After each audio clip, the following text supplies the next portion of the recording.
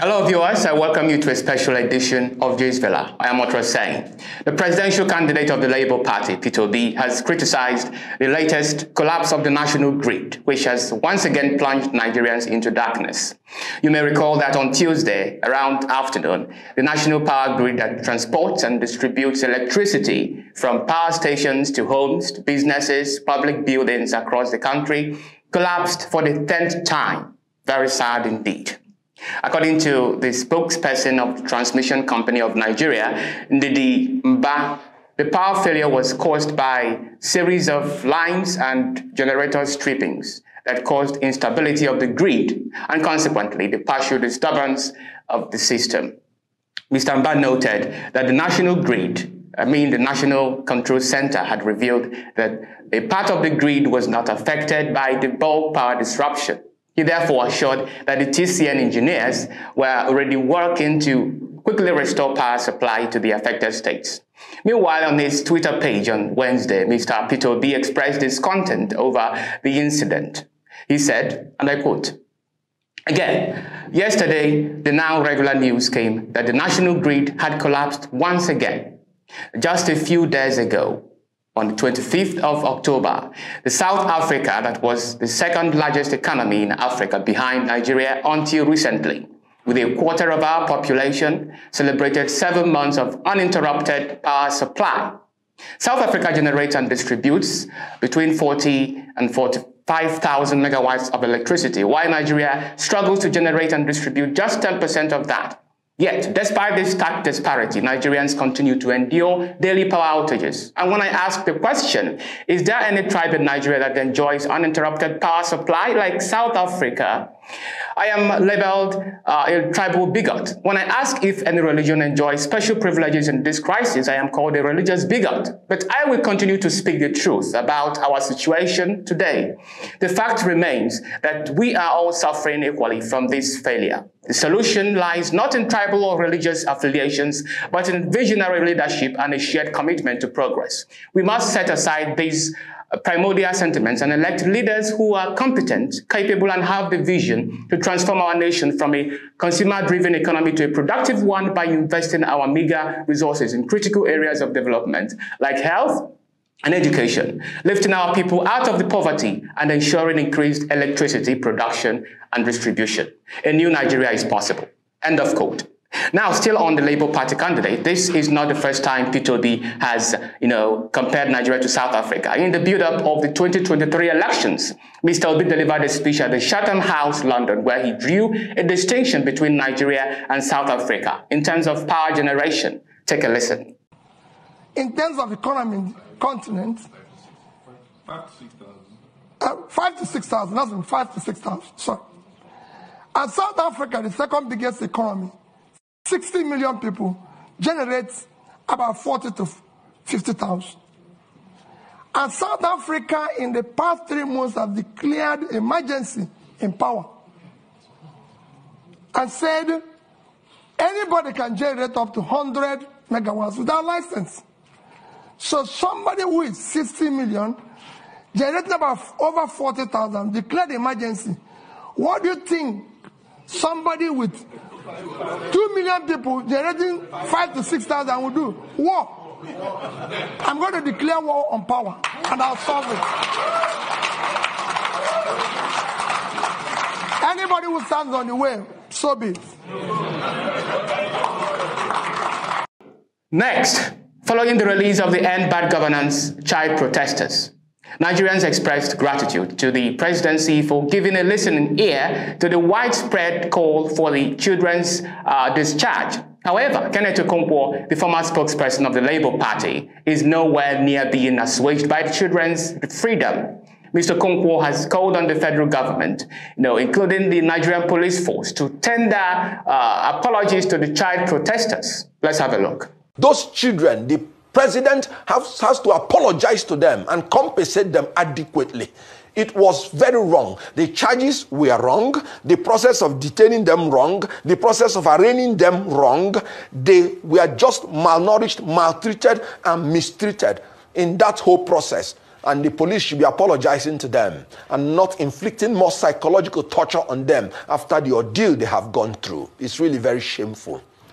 Away from this, to the United States presidential election, some Nigerians have been holding celebrations in support for and solidarity with the Republican candidate Donald Trump. Well, I have no idea the material gains that we accrue to them, but what I am certain about is that the celebrations across the world, particularly in Africa, is founded fundamentally on the psychological satisfactions, because, you know, the United States is a world power.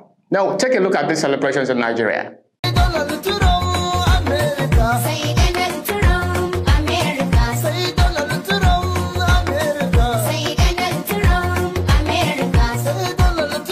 And now to the United States properly, where the Republican candidate Donald Trump is currently leading in the popular vote, a remarkable contrast to his 2016 outcome.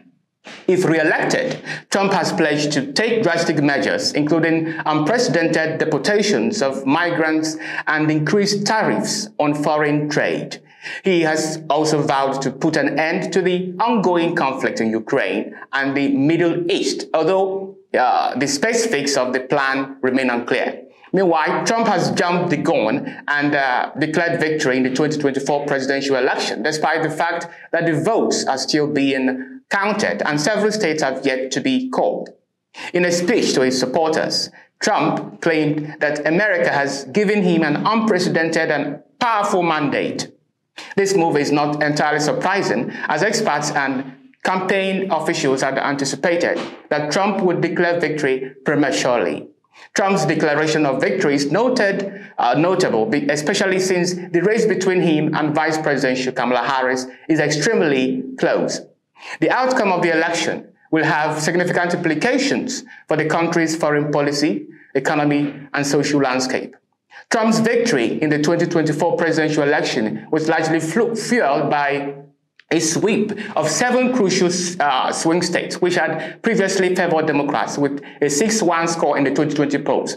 The time around, Trump took all 7 states, winning Georgia, Pennsylvania, North Carolina, and leading in Arizona, Wisconsin, Michigan, and Nevada. In his victory speech, Trump expressed gratitude to his supporters, running mate J.D. Vance, wife Melania Trump, and a host of others. He also acknowledged Tesla CEO Elon Musk, who has been a vocal supporter of Trump's candidacy. Take a look. We have a new star. A star is born, Elon. Now he is. Now he's an amazing guy. We were sitting together tonight. You know, he spent 2 weeks in Philadelphia and different parts of Pennsylvania campaigning. You know, he sent the rocket up 2 weeks ago. And I saw that rocket, and I saw it coming down. I saw it. It was, when it left, it was beautiful, shiny white. When it came down, it didn't look so pretty. It was going 10,000 miles an hour, and it was burning like hell. I said, what happened to your paint job? He said, we've never made a paint that could withstand that kind of heat. And but I saw it come down and turn around. And it was, you know, it's like 22 stories tall, by the way. It looks a little smaller than that, but it's big. And it came down, and you saw that fire burning. And I'm saying, only Elon can do this. It must be an Elon. And I tell the story. I told it last night. I had a man on the phone. I had the screen muted, no sound. I was talking to a very important man, happens to be here. And that very important guy, one of the most important people in, I would say, the country, actually. But, you know, I was president, and now it looks like I was going to be maybe president again, so I figured I could ask him to hold. So I asked him to hold. And especially because you're going to be president again, they hold. So I took the phone down, and I'm looking at the screen. I'm seeing this crazy thing that's going around and coming down. It looks like it's going to crash into the gantry. And I said, oh, no. And I said, do me a favor, do you mind holding for a couple of minutes? I want to see this. I thought it was a space-age movie or something. I put the phone down. Bad part, I didn't pick it up for 45 minutes, and he was holding.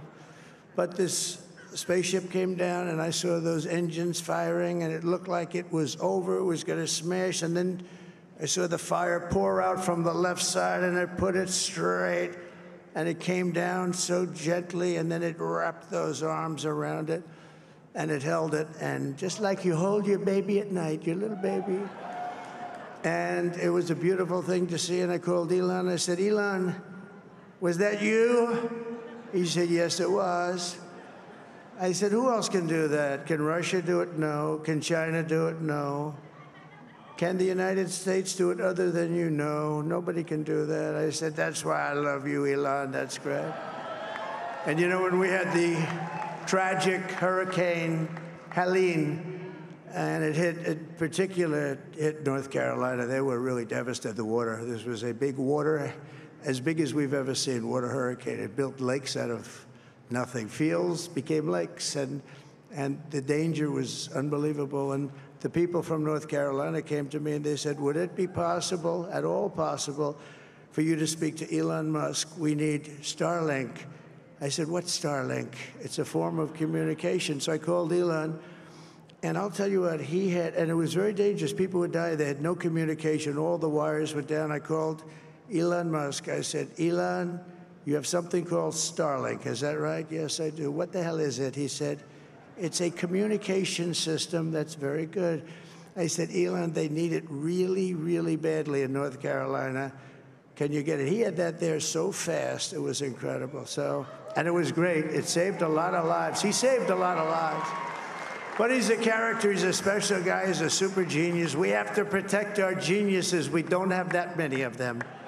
We have to protect our super geniuses. That's all on Jay's Villa. I am Toshku Raphael, otherwise known as Ultrasign. For more updates, do not hesitate to hit the like button, make your comments, share my videos, and subscribe to the Diaspora Digital Media. Thank you.